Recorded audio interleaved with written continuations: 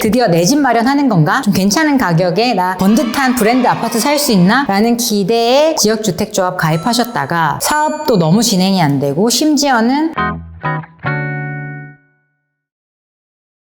안녕하세요. 부동산 전문 변호사 해결사 쪼변입니다. 오늘 영상은 제가 상담을 하나 받게 돼서 알려드려야겠다 싶어서 마련한 영상인데요. 지주택 가입했는데 아니 조합이 파산을 한대요 변호사님. 저 어떡해요? 이렇게 물어오신 분이 계셔서 큰일이구나. 이 부분에 대해서 정보를 좀 전달을 드려야겠다. 오늘 영상 끝까지 보시면 지역주택조합 가입하신 분도 가입을 생각하셨던 분도 도움이 되실 거니까 끝까지 시청 부탁드리겠습니다. 지역주택조합은 어떤 개념인지부터 말씀을 드릴게요. 해당 지역이 있어요. 그럼 거기에 사시는 주민들이 좀 저렴한 가격에 좋은 아파트를 분양받을 목적으로 조합을 설립해서 아파트를 짓는 그런 사업이라고 보시면 되고요. 청약 통장이 가입되어 있는지 여부와 상관없이 좋은 집을 분양받을 수 있는 제도기 때문에 선호하시는 분들이 계시는 편입니다. 근데 지역주택조합 자체가 자금을 어떻게 조달하는지에 대해서 이해를 해야 문제가 생겼을 때 어떻게 해결할 수 있을지를 볼 수 있거든요. 우선 조합원을 모집해서 그 조합원으로부터 분담금을 받아요. 그러고 나서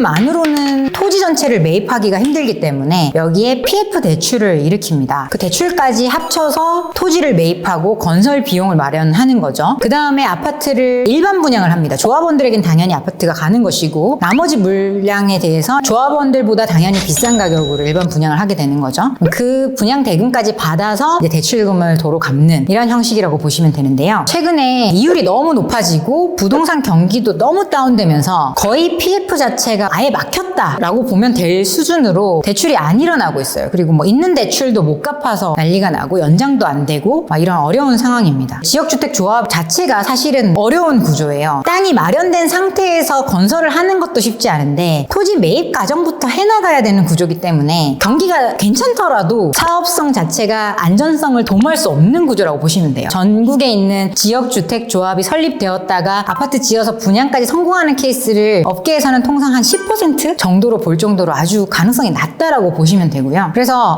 나 이제 드디어 내 집 마련하는 건가? 좀 괜찮은 가격에 나 번듯한 브랜드 아파트 살 수 있나? 라는 기대에 지역주택조합 가입하셨다가 사업도 너무 진행이 안 되고 심지어는 지역주택조합 자체가 파산한다, 해산한다 라고 하면 완전 멘붕에 빠지게 되는 거죠. 그리고 이율이 너무 오르고 지금 코로나 시국이고 러시아 전쟁 이런 문제도 생기면서 수입 원자재 자체가 비싸지면서 아예 건축비용이 너무 올라갔거든요. 그래서 이율도 높아지고 건축비용도 높아졌으니까 조합원들한테 추가 분담금 더 내라고 요구하는 조합들도 생기고 있어요. 아니 아파트 언제 지어질지 확답도 못 듣고 있고 사업 진행도 지지부진한데 이걸 어떻게 믿고 내가 또 돈을 더 내? 거기에 대한 고민도 하고 계시는 거죠. 2022년에 이런 일들이 많이 발생을 했는데 서울 관악구에서도 어떤 지역주택조합 추진위원회 자체에서 조합원 대상으로 동의를 구했습니다. 우리 파산할까요? 아니면 계속 사업을 진행할까요? 이렇게 의견을 묻는 경우도 있었고요. 부동산 온라인 커뮤니티 많이 있죠. 그런 커뮤니티들에서도 지주택 관련된 고민이 많이 올라오고 있습니다. 파산 신청 예정이라는 통지문을 받았다. 어떻게 해야 되냐? 소송을 하면 좀 건질 가능성이 있겠느냐? 조합원이라서 수천만 원 더 내라고 하는 추가 분담금 요구서를 받았는데 어떻게 하면 좋겠느냐? 이런 글들이 많이 나오고 있습니다. 지역주택조합을 규율하는 법은 주택법인데요. 주택법에는 조합 해산을 위해서는 조합원들의 3분의 2 이상 동의를 구하면 해산할 수 있다고 규정이 되어 있고요. 법인 파산에 준해서도 이 조합 자체가 비법인 사단이라는 성질을 가지고 있기 때문에 일정 비율의 조합원의 동의를 받으면 파산도 할 수 있습니다. 조합이 해산, 파산에 이를 정도에 이르렀다는 거는 이미 채무 초과 상태에 있다는 거예요. 재산보다는 빚이 더 많은 상태, 사업 진행은 거의 불가능한 상태다라고 보시면 될 거고요. 이런 상황이라면 사실 내가 조합원으로서 기존에 냈던 돈들 어디 갔느냐? 이미 없어졌을 확률이 높아요. 조합이 해산하게 되면 해산 결의 이후에 청산 절차가 이루어지는데 이때 남아있는 재산이 있다면 돈을 빌려줬던 채권자들 먼저 내어주고 그 다음에 또 남는 돈이 있으면 조합원들이 나눠 가지는 구조인데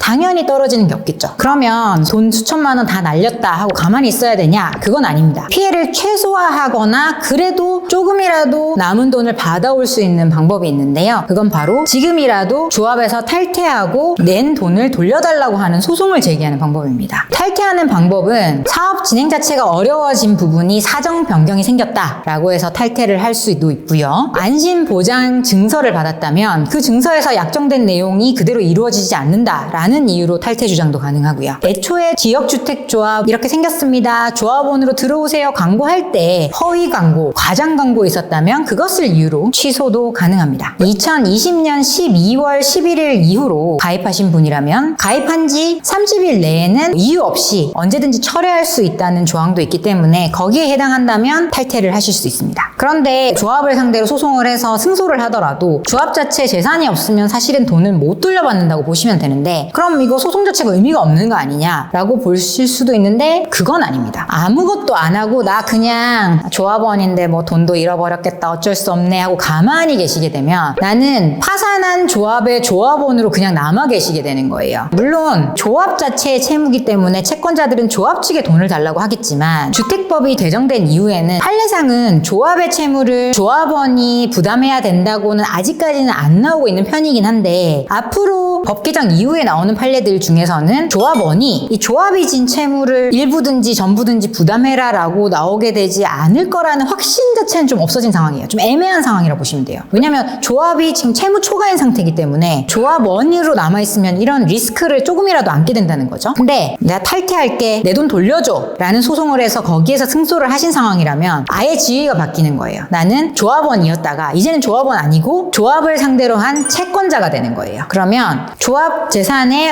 얼마일지는 모르지만 남은 돈이 있다면 뭐 내가 4천만 원 투자했다면 뭐 400만 원이 남아있을 수도 있습니다. 그렇지만 어쨌든 조금이라도 보전해 올 수 있는 거고 적어도 내가 조합원으로서의 지위에 남아있을 때 혹시나 발생할지 모르는 리스크 자체는 아예 없을 수 있다는 거죠. 그렇기 때문에 지금 뭐 조합이 조금 흔들려 보인다. 뭐 파산까지는 아니어도 분명히 올해 내년 안에 뭐가 해결이 된다고 했는데 토지 매입 과정도 투명하지가 않고 그런 상황이다. 그러면 하루라도 빨리 조합을 상대로 탈퇴하고 돈 돌려달라고 하는 소송을 빨리 제기해서 내가 거기서 빨리 벗어나는 것만이 살 길입니다. 지금 지역주택조합 가입 여부를 고민하신다면 이런 상황이다라는 걸 이해하시고 충분히 검토하신 다음에 가입 여부 결정하시고요. 이미 가입을 하셨다면 내가 가입한 이 조합 잘 돌아가고 있나? 운영위원회나 이런 쪽에 어떻게 진행되고 있는지를 계속 확인하셔서 좀 지지부진한 면이 있다? 그렇다면은 가까운 변호사 사무실 찾으셔서 구체적인 상담을 받아보시기를 권해드리겠습니다. 오늘은 지역주택조합에 대해서 말씀을 드렸고요. 앞으로도 부동산에 관련된 도움되는 정보들 많이 전달 드리도록 하겠습니다. 오늘 정보 도움이 되셨다면 구독과 좋아요 꼭 부탁드리겠습니다. 감사합니다.